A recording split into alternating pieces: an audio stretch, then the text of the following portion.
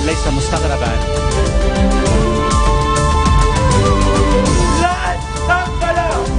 لا عم بصير 7 أياد بشكل آخر.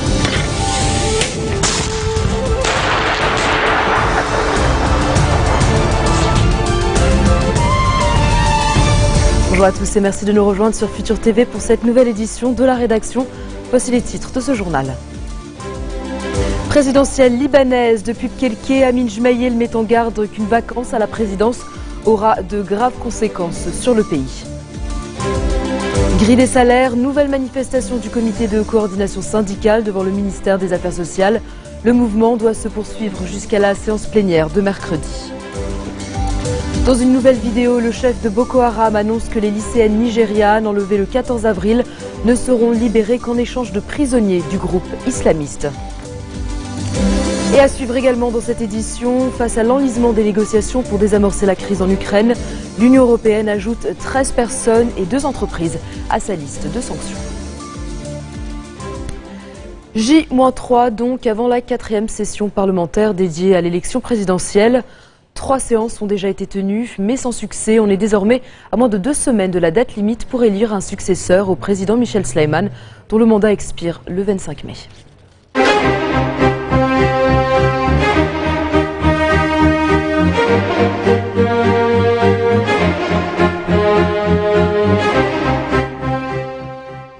Amin Jmaïel appelle à redoubler d'efforts pour que l'élection présidentielle se tienne dans les délais constitutionnels. Le chef des Kataeb prévient qu'une vacance à la présidence aurait de graves conséquences pour le pays, estimant que la responsabilité à cet égard est nationale et pas seulement chrétienne. Il s'exprimait à l'issue de sa réunion avec le patriarche maronite Marb Shararai à Pkelke, une visite qui intervient après sa tournée auprès des responsables maronites pour tenter de sortir de l'impasse dans laquelle se trouve l'élection présidentielle. Jmaïel a qualifié cette tournée de positive car un minimum de communication a été rétabli. Selon les médias locaux, Nader Hariri, directeur du bureau de l'ancien Premier ministre Saad Hariri, a également assisté à la réunion de ce matin à Pkelke. Nabih Berri, pour sa part, estime qu'il est toujours possible de libaniser l'échéance présidentielle, appelant les Libanais à saisir cette chance. Dans des propos au quotidien à Jumhuriya, le chef du Parlement a mis en garde que l'avant 25 mai ne sera plus comme l'après si l'élection n'a pas lieu dans les délais constitutionnels. Selon lui, passé cette date, les protagonistes se sentiront plus responsables et concernés par une élection présidentielle le plus tôt possible. Et puis autre réaction, celle de l'ambassadeur de Russie au Liban, Alexander Zaspikin, a mis en garde contre une période prolongée de vide présidentiel, estimant que cela entraînerait une détérioration de la situation sécuritaire au Liban. Selon lui, ce n'est pas la fin du monde si l'élection présidentielle n'a pas lieu avant le 25 mai. Le diplomate a toutefois insisté sur l'impact négatif qu'aurait une vacance du pouvoir sur la situation sécuritaire, assurant que le gouvernement doit poursuivre l'application du plan sécuritaire mis en œuvre ces dernières semaines.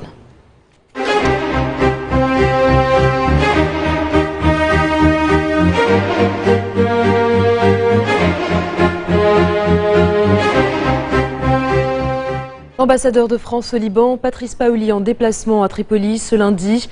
Il s'est notamment entretenu avec le maire de la grande ville du Nord, Nadel Razal, avant de visiter la citadelle en compagnie du ministre de la Culture, René Alaïji. Le diplomate doit également se rendre cet après-midi à l'Institut français de Tripoli. Sur le plan politique, il a appelé tous les protagonistes et partis à jouer le jeu de la démocratie en assistant aux séances parlementaires pour l'élection d'un président et respecter l'échéance constitutionnelle. Patrice Paoli a par ailleurs pu se rendre compte de l'avancée de projets financés et soutenus par la France, comme des formations techniques ou encore des installations sanitaires et électriques. Je suis heureux de me trouver ici avec des membres de l'ambassade, avec notre directeur de l'Institut français, Étienne Louis, pour rendre une deuxième visite à Tripoli, malheureusement seulement la deuxième en 2 ans, mais pour témoigner de notre attachement à cette ville et de notre volonté d'y rester présent. Tribunal spécial pour le Liban, la chambre de première instance a tenu une session publique consacrée au dossier de la jonction des affaires à Ayash et autres, avec celle de Hassan Habib Merahi. Cette séance vient compléter l'annoncé oral de cette jonction survenue le 11 février dernier. Le nom de Merahi vient donc s'ajouter à ceux des autres accusés, Salim Hayash, Mustafa Badreddine, Hussein Hanaisi et Asad Sabra, dans l'assassinat de l'ancien Premier ministre Rafi Hariri. Nouvelle manifestation du comité de coordination syndicale ce lundi devant le ministère des Affaires sociales rue Badaro à Beyrouth. Manifestation qui intervient dans le cadre de la grève générale de toute la fonction publique lancée jeudi dernier. Cette grève doit se poursuivre jusqu'à la séance plénière de mercredi convoquée par Nabil Berri pour plancher sur le projet de loi de la grille des salaires. Le CCAS prévoit une journée de la colère pacifique ce jour-là si la grille n'est pas adoptée.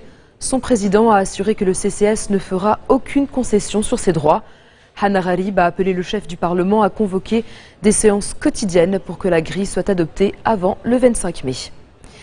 Et puis autre manifestation ce lundi, celle des journaliers de la société sous-traitante Tricom.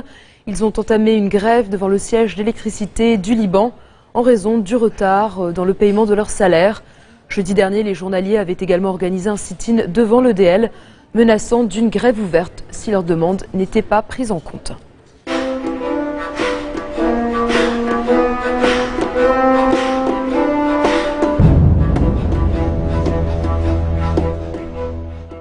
Un accord a été conclu sur un échange de prisonniers dans la région de Damas entre le gouvernement syrien et les rebelles.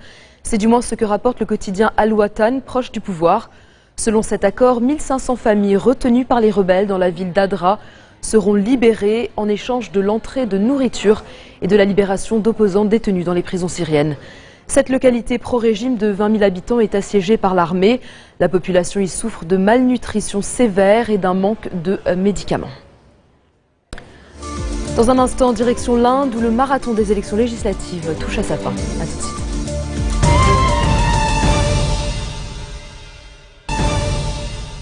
Retour sur le plateau de l'info de Futur TV. Un sommet réunissant plusieurs pays africains est prévu samedi à Paris pour évoquer la sécurité au Nigeria et dans sa région. L'annonce a été faite par François Hollande alors que le chef de Boko Haram a diffusé une nouvelle vidéo où il revendique de nouveau l'enlèvement massif des lycéennes enlevées au Nigeria le 14 avril. Il réclame la libération de membres prisonniers de son groupe islamiste en échange des 220 jeunes filles. Aboubakar Shekau affirme également les avoir converties à l'islam. Dans une précédente vidéo, le chef de Boko Haram avait menacé de les vendre comme esclaves et de les marier de force. Boko Haram, dont le nom signifie « l'éducation occidentale est un péché », a pris les armes en 2009 pour réclamer la création d'un État islamique dans le nord-est du pays et multiplie depuis les attaques dans la région. Ces filles dont vous vous préoccupez, nous les avons en effet libérées. Nous les avons libérées. Vous savez de quoi nous les avons libérées?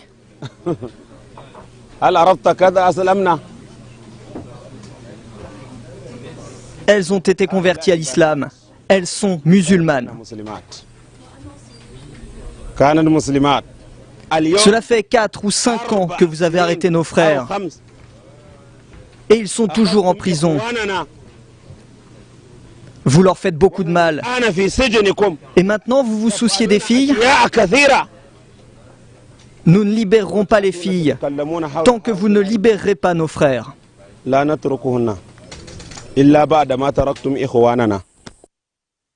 Les séparatistes de l'Est de l'Ukraine revendiquent une victoire massive du oui au lendemain du référendum d'autodétermination des régions de Donetsk et Louhansk. Un scrutin qualifié de farce par Kiev et organisé en l'absence d'observateurs internationaux. Les électeurs se seraient massivement déplacés dans les bureaux de vote selon les commissions électorales locales contrôlées par les rebelles. Le oui l'emporte donc avec environ 90% des suffrages. Après ce référendum d'indépendance, les séparatistes pourraient être tentés d'organiser une autre consultation pour demander, comme en Crimée, le rattachement à la Russie. Et puis le référendum en Ukraine tient d'ailleurs une large place dans les discussions entre les ministres européens des Affaires étrangères réunis ce lundi à Bruxelles. L'Union européenne a déjà déclaré ce référendum d'autodétermination illégal, indiquant qu'elle ne reconnaîtrait pas son résultat. Plus frileuse que les États-Unis quant aux sanctions contre la Russie, l'UE avance d'un pas prudent sur la question. Pour l'heure, l'observation est encore de mise. 2 sociétés criméennes et 13 personnalités ont été ajoutées à la liste noire des individus et entités visées par les sanctions européennes. L'Union européenne avait jusqu'à présent imposé un gel des avoirs et une interdiction de voyager à 48 personnalités ukrainiennes et russes. Le référendum d'hier s'inscrit dans les actes qui peuvent évidemment plutôt rendre les choses difficiles. C'est une provocation pour certains, c'est quelque chose qui augmente les distances entre les différentes parties pour d'autres. Toujours est-il que les élections présidentielles restent un élément essentiel de stabilisation. Donc on doit tenir compte de ces éléments qui arrivent, mais on doit tout faire pour que les élections du 25 mai puissent avoir lieu dans un environnement aussi positif que possible. Et ça implique précisément ces actes, ces jours maintenant. Sachez par ailleurs que cet éventuel train de nouvelles sanctions n'affectera pas le contrat de vente français de 2 navires de type Mistral à la Russie. Le contrat prévoit 4 de ces porte-hélicoptères, aussi appelés BPC, bâtiments de projection et de commandement. Une commande qui représente 2 milliards de dollars et 1 millier d'emplois pour les chantiers navals de Saint-Nazaire. Le Vladivostok doit être livré à Moscou fin 2014. Un deuxième BPC baptisé Sébastopol, du nom de la ville de Crimée qui a décidé son rattachement à la Russie, doit être livré en 2016. Environ 400 marins russes doivent venir en France en juin pour recevoir une formation relative au navire Mistral. Direction l'Afghanistan où les insurgés talibans ont lancé plusieurs attaques à travers le pays ce lundi. Ils ont notamment visé l'aéroport international de Kaboul et la base militaire américaine de Bagram, la plus importante du pays. 2 roquettes sont tombées à proximité de l'aéroport sans faire de victimes et 4 autres sur la base aérienne de Bagram, également proche de la capitale. Dans la province orientale de Nangarhar, des talibans ont attaqué un bâtiment gouvernemental, tuant 2 policiers et 2 fonctionnaires. Toutes ces attaques ont été revendiquées par les talibans alors que le second tour de l'élection présidentielle qui opposera l'ancien ministre des Affaires étrangères Abdullah Abdullah à l'économiste Ashraf Ghani est prévu début juin. En bref, dans le reste de l'actualité de ce lundi, un bateau transportant quelques 200 migrants a coulé au sud de l'île sicilienne de Lampedusa. Des bâtiments de la force navale Mare Nostrum ont été dépêchés vers le lieu du naufrage. Une quarantaine d'immigrants se sont noyés dimanche au large de Tripoli, la capitale libyenne, en tentant de rejoindre l'Europe du Sud. Après 5 semaines de scrutin, la dernière phase des élections indiennes a démarré dans 3 États et concerne pas moins de 66 millions d'électeurs. Les résultats attendus à la fin de la semaine pourraient consacrer la victoire des nationalistes hindous sur le parti du Congrès au pouvoir. Le scrutin dans la démocratie la plus peuplée de la planète avec 815 millions d'électeurs s'est globalement déroulé dans le calme, mais des épisodes de violence localisés ont endeuillé le processus.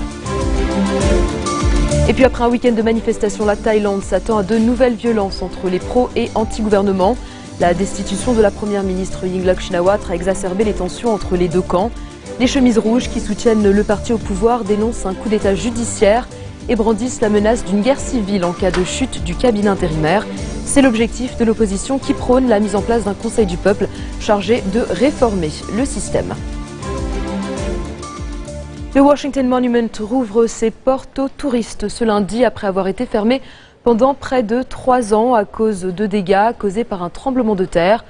L'obélisque de 170 mètres de haut avait été construit au XIXe siècle en l'honneur du premier président des États-Unis, George Washington. Et c'est la fin de ce journal. Tout de suite, le rappel des titres qui ont marqué l'actualité de cette journée. Présidentielle libanaise, depuis Pkelke, Amin Jmaïel met en garde qu'une vacance à la présidence aura de graves conséquences sur le pays. Grille des salaires, nouvelle manifestation du comité de coordination syndicale devant le ministère des Affaires sociales. Le mouvement doit se poursuivre jusqu'à la séance plénière de mercredi. Dans une nouvelle vidéo, le chef de Boko Haram annonce que les lycéennes nigérianes enlevées le 14 avril ne seront libérées qu'en échange de prisonniers du groupe islamiste. Et puis, face à l'enlisement des négociations pour désamorcer la crise en Ukraine, l'Union européenne ajoute 13 personnes et 2 entreprises à sa liste de sanctions. Merci de votre attention. Retrouvez-nous tous les jours à 16h40 heure de Beyrouth. Vous pouvez également nous suivre en ligne sur notre site web ou en téléchargeant notre application mobile. Excellente soirée à toutes et à tous et à demain. الريال ليس مستغربا